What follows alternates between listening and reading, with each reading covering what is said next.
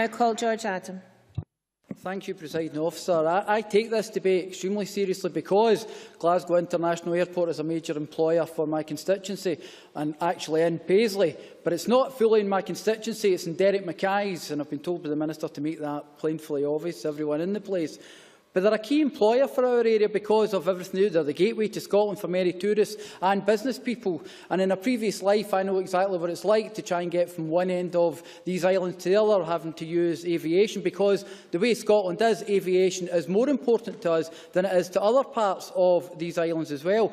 But Glasgow Airport has 30 airlines, 100 destinations, and as already mentioned, 7.4 million passengers a year. Now, that's £200 million generated to our economy from Glasgow Airport, and they're still the principal airport for long haul. They also are extremely involved in our local community in Renfrewshire.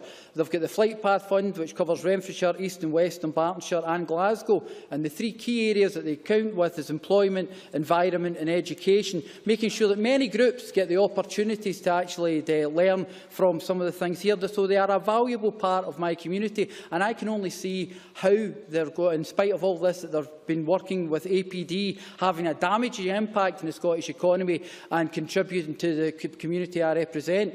Well, it's already been mentioned that APD, if there was a reduction, would actually cost Scotland £200 million per year. £200 million that we'd be able to put back into our economy. And also it would give us the opportunity to actually ensure that we could discuss what we're doing about connectivity throughout the world, instead of having to sit here and pay APD twice effectively by going to one of the hub airports. And I think some of my colleagues have already mentioned that some of the problems that are down in Heathrow at the moment, the turmoil that Heathrow have currently got themselves into with regards to their proposed expansion plans. And as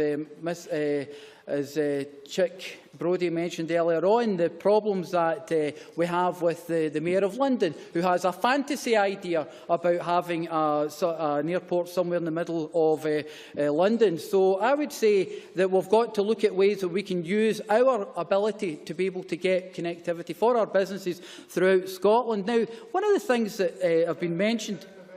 Yes, I will. James Kelly. Thanks a lot.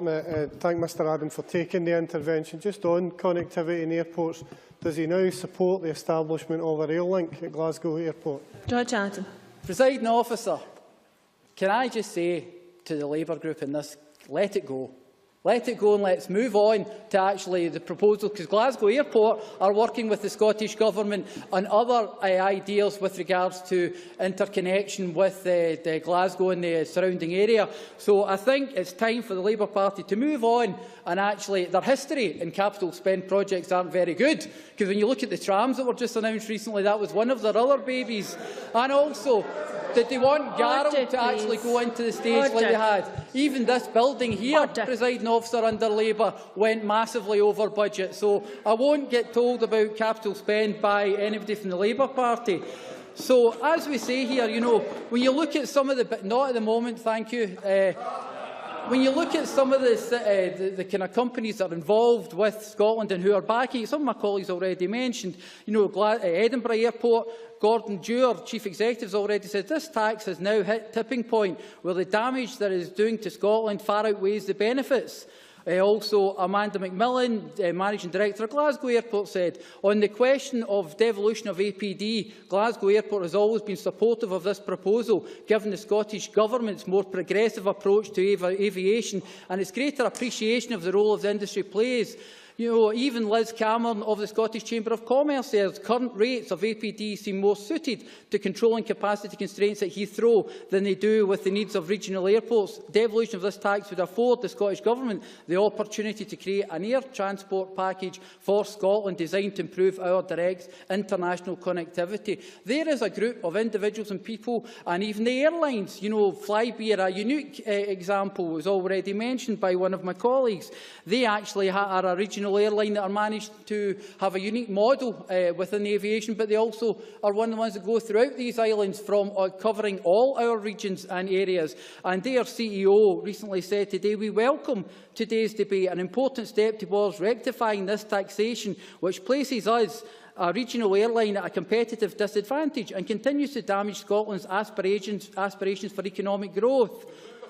Can I just finish this point here? New destinations going hand in hand with considerable more passengers can only mean one thing: growth. And is that not the most important thing, is the growth and investment in our economy, which a lot of the members in here seem to not understand? Alec Johnson.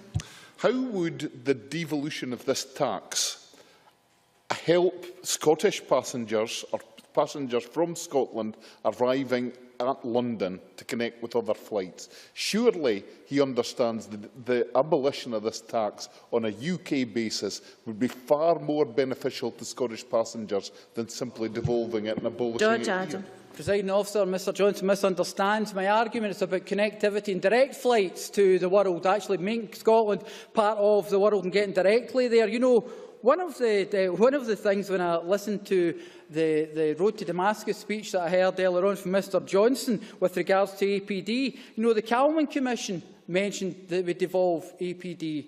Lord Strathclyde's Commission said devolve APD. So here we go, promises from the Tories. Why don't they just stick it in the Queen's speech? In fact, why don't you take one of the flights down, pay the APD, and actually say to one of your colleagues down there, why don't you stick it in the speech? And let's see, put your money where your mouth is, Mr Johnson, I would say, Presiding Officer, so that we could actually have the argument and they could actually do something instead of doing their continual, just all they're doing at this stage is just pandering, trying to be relevant in the current independence debate. Well, this, along with many other things within the Scottish Government have promoted, is another reason why we need independence. And I believe that if we get that opportunity, we can make Scotland connect with the rest of the world and change our lives of people in Scotland. Many thanks.